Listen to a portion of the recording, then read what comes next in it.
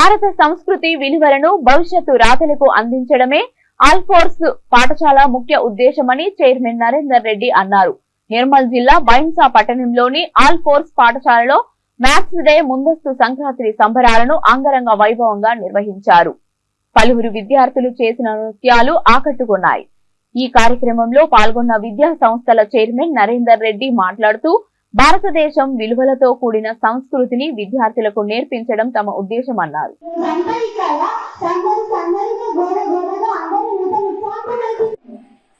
మనిషికి ఆహ్లాదాన్ని వినోదాన్ని అందించే సందర్భమే పండుగ. అవును, కానీ ప్రశస్తి ఈ రోజంతా ఇక్కడ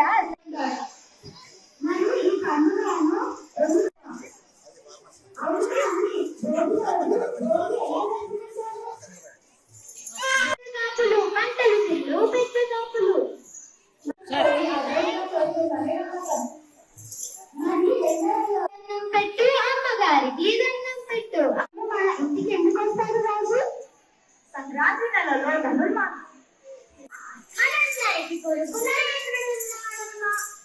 ఆల్ఫోర్స్ సంస్థలు స్థాపించాడమ్మా. పిల్లల విద్యాలు చేరుస్తాడమ్మా. శ్రీమద్రమణ గోవిందోహరి, శ్రీమద్రమణ గోవిందోహరి. వినోదకేలిని వినయాలు బసవన్న అయ్యగారికి దండం పెట్టు, అయ్యగారికి దండం పెట్టు, అమ్మగారికి. ఆంధ్రప్రదేశ్, తమిళనాడు రాష్ట్రాలు ఈ పండుగను జరుపుకుంటాయి. తమిళనాడులో ఈ పండుగను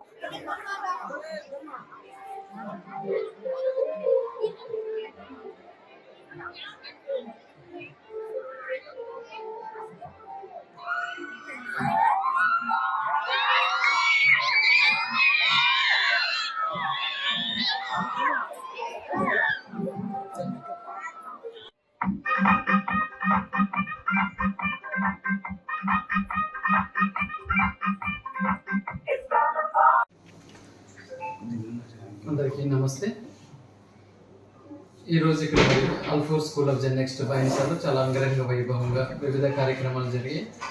ముఖ్యంగా మరి 2024 ఇవాళ 2వ తేదీ నూతన సంవత్సర వేడుకలు కూడా పిల్లలు చాలా ఘనంగా మరి నిన్న సెలబ్రేట్ చేసుకున్నారు, మొన్న చేశారు.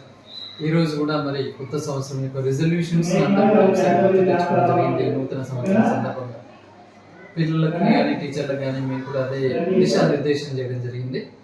మరి ఆంగ్ల నూతన సంవత్సరం క్యాలెండర్ మారింది. కొత్త సంవత్సరం ఏదో మన జీవితంలో తెస్తుంది అనడం కంటే మనమేమి మార్పు చేసుకుందాం మన జీవితంలో అనేది అందరూ కూడా గుర్తు తెచ్చుకోవాలని చెప్పేసి ఈరోజు పిల్లలకు చెప్పడం జరిగింది. ఎందుకంటే ఇయర్లు మారిన తర్వాత మాత్రమే మన జీవితంలో మార్పు రాదు, ముందు మనలో మనం మారే ప్రయత్నం చేయాలి. గతంలో మనం ఏం పొరపాట్లు చేశామో అనేది గుర్తు తెచ్చుకొని, అలా కాకుండా ఈ సంవత్సరం నేను ఇలా మార్పు చేసుకుంటాను నా యొక్క ప్రవర్తనలో, నా యొక్క వ్యవహార శైలిలో అని అనుకుని ఒక టార్గెట్ పెట్టుకొని ముందుకు వెళ్తే తప్పకుండా మరి ఇండివిజువల్గా కావచ్చు, ఇన్ జనరల్గా కావచ్చు, లేకపోతే మనం ఇండియానే కావచ్చు, ఇవాళ ప్రపంచంలోని అగ్రస్థానంలో తీసుకెళ్ళవచ్చు. నిన్న మనం చూస్తున్నాం కదా, జనవరి 1 రోజు ఇస్రోలో రియల్లీ ఏ గ్రేట్ అచీవ్మెంట్ మనం చూస్తూనే ఉన్నాం. అదే నార్మల్గా ఇదే అయితే ఒక నెల రోజుల ముందు నుంచే సందడి ఉండేది.